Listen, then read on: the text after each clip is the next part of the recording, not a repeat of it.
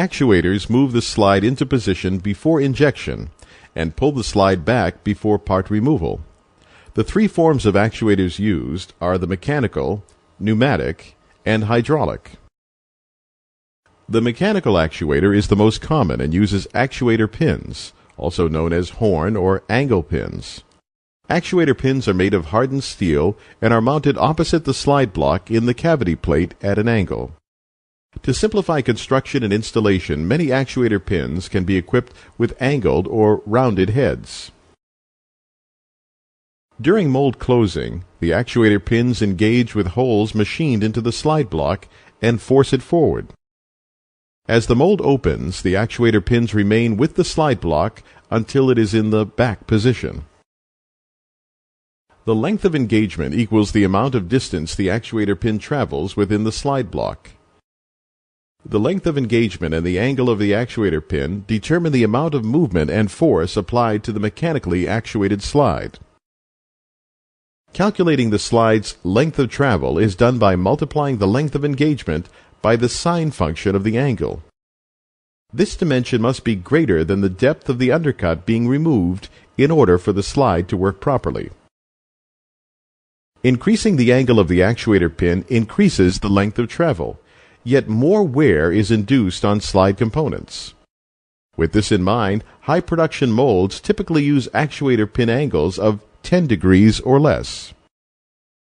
Mechanical actuators can also be utilized in a two-stage ejection system. The first stage actuates the slide, and the second stage ejects the part. The slide's length of travel in this system is calculated by multiplying the ejector plate's length of travel by the tangent function of the actuator pin angle.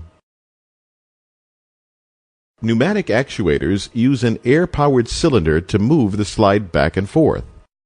To control the pneumatic cylinder, an auxiliary function on the machine or a pneumatic pump linked with the machine is required.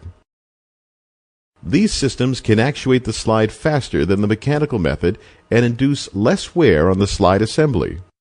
Pneumatic actuators are ideal for high-speed applications, in which the slide has little detail and can be easily pulled from the part. Hydraulic actuators also require an auxiliary hydraulic pump, or an auxiliary function such as core pull to control the movement of the slide. Hydraulic actuators apply a greater force to the slide than pneumatic actuators.